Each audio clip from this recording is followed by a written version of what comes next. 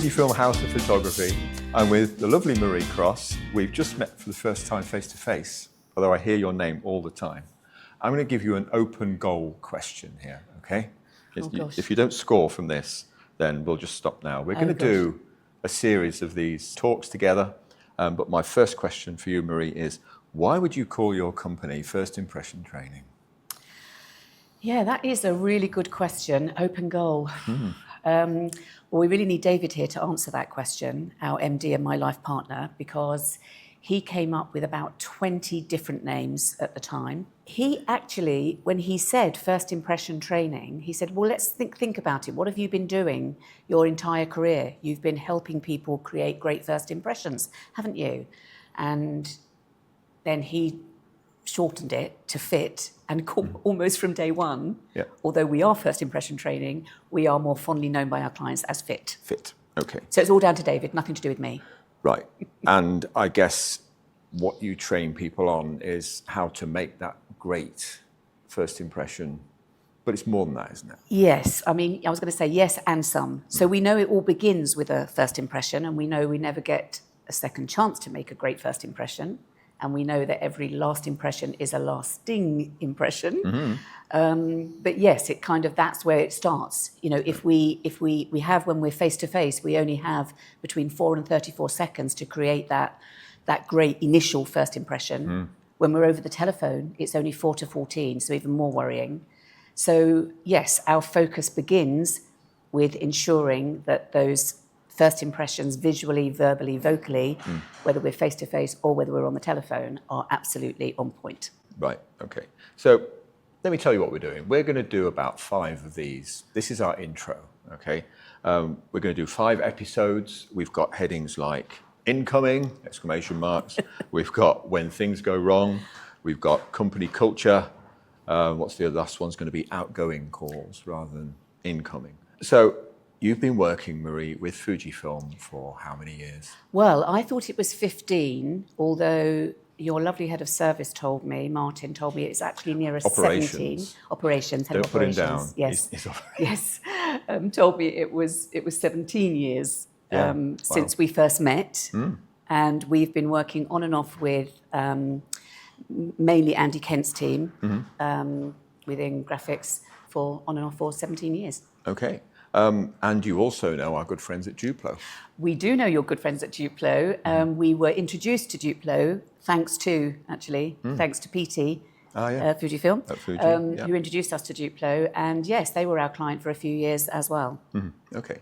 So it would be sort of bad form to say you train people in call centres. I mean, call centres got a bad name, really, hasn't it? Yeah, and also I think it's a little bit old hat now as well. Like most of the big corporates that we work with who are still operating within the call center environment, they're multifaceted contact centers now. So they're using web chat and telephone and email and digital, all sorts of online communications as well as offline. So yeah, I think call center they have had a bad rap over the years.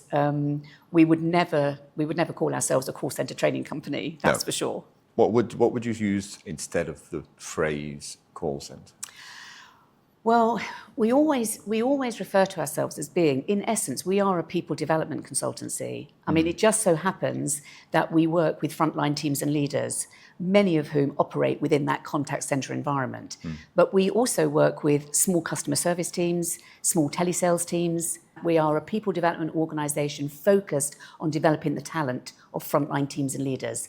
Right, some of them are large contact centres, some of them are small customer service teams. So it's like the complaints department isn't the complaints department anymore, it's something else. Yes, exactly. Okay.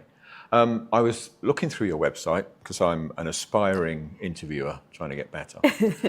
So I did my own research. And one of the things that stuck out to me was a customer quote. And it said, we spend 20-something% more time talking to our customers. So many companies are trying to reduce the time they talk to customers. So you've turned this on its head. Yeah. Yeah? How How do you, I know. How do you go to a company and say, "Hey, I can make your people spend more time on the phone"? Yes. What's the Yeah. what's the pitch for that? Yeah, we always use the example of Legal & General, who were also a lovely VIP client of ours, and it was a transformation program that we were part of a much bigger. We were part of a much bigger transformation program that didn't just include changing the way in which their people were engaging with their customers on the telephone. At the end of that transformation program, we had improved their one and done rate, their first time resolution rate, by 47%, which meant that they had almost half the number of calls coming into their claims line, Right. almost half the number of calls, which meant that they could spend more quality time on the telephone with their customers, actually engaging with them, building that rapport and empathy and trust, Right. being able to resolve the inquiry, the query, the complaint first time. Right. And so actually their talk time increased by 2 minutes per call.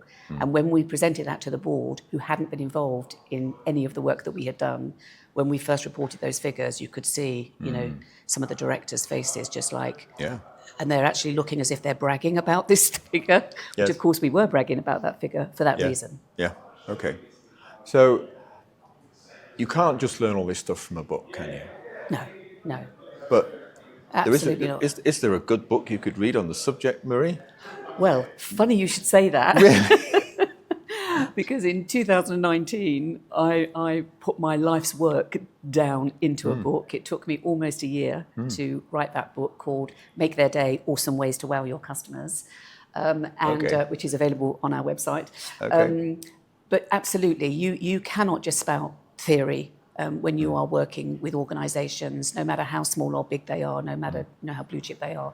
The fact is that we say our USP in Fit is that we are true practitioners of our craft. We're still practicing our craft. We're still pitching for business, and so it is about you need to give organisations, the people that have got the purse strings, they want holes in hands proof that that little idea, strategy, tip, technique you're going to be sharing with their people works on the front line, not just in the classroom. So we've set this up well, I think. We're ready for the next 4 episodes. Thanks, Marie. Looking forward to it. We'll do part 2 in just a second when I check the camera and make sure everything works.